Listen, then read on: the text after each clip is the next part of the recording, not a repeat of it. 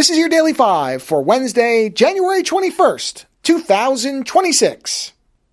If you've listened to the show for a while, you know one thing that I try to be very good about is that if I complain about something, that I also make sure that when I think either that, whatever the subject of that complaint is, if that subject does something right, whether it's a company or a person or even an idea of how to do things, which is what we'll be talking about today, I want to make sure I cover when there's actually a benefit from it as well.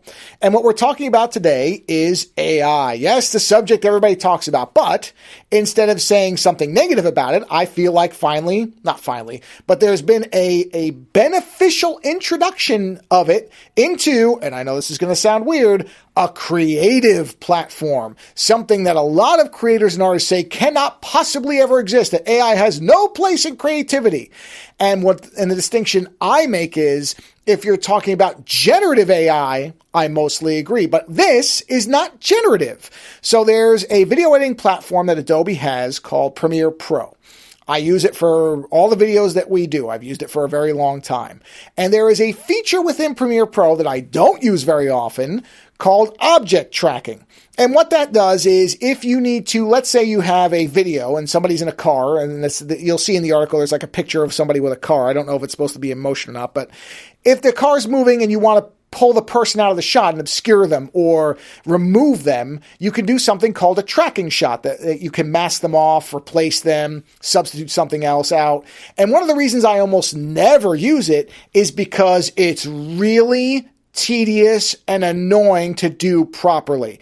It's very detail oriented. You have to be very specific in the selections in most cases, and it can take a very long time. And honestly, I've tried it a couple times. I know the basics of it, and I've never found a use that justified how much effort would be put into actually using that particular feature. Well, Adobe's introduced AI-powered object tracking and object masking. So what this does, it's not generative. It's using Firefly, the Adobe proprietary model, which is sealed off, is not one that trains on data. According to them, of course, we have to verify what they're saying here, but based on what they're saying, this is all on device, information that's not sent anywhere, nobody's training on it. And all it's using is the information in the content that you've already created. And that is very similar to content-aware fill. There's two tools in Photoshop. One is called content-aware fill. The other is called generative fill. I almost never use generative fill because, number one, it's not very good. And I also just don't like the idea of using that because that is training on other people's creativity. Whereas content-aware fill is using information from within the image that I have generated to make whatever it's making, which is fine. That's my own stuff being used for my own stuff. That's the ideal. And this, again, according to the press release, is the same, where nothing in here is coming from outside of Firefly or your video or your content inside of it. And that, I'm sorry to disappoint people who want to be zealots about this, is a great use of AI tools. This is what we should want more of, where it's assistive, because I cannot imagine in the entire world, there could possibly be more than, and I don't even think it's this many, 50 people who enjoy doing object tracking. I'm not saying nobody enjoys it, but it's got to be an awfully select group of people who are just into really tedious tasks. And that's fine if that's what you're into, do what you like. But most people, this is more of a headache, and often a huge headache with a lot of time involved for a very questionable result in some cases, or one that involves a lot of money for your time.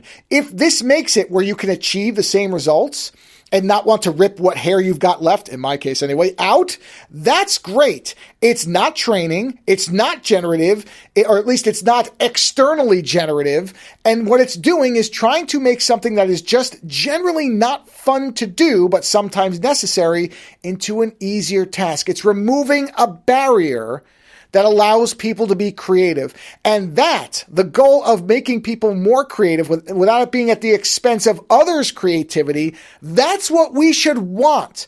Instead of being hardliners and saying there's no possible good use of AI at all in creativity. Yes, there is. Don't be a child. There is. And this is the example of what you would want. Again, not creating at the expense of others' creations and not having a machine think for you, just taking things that are obstacles and getting them out of your way so you can accomplish what you want later.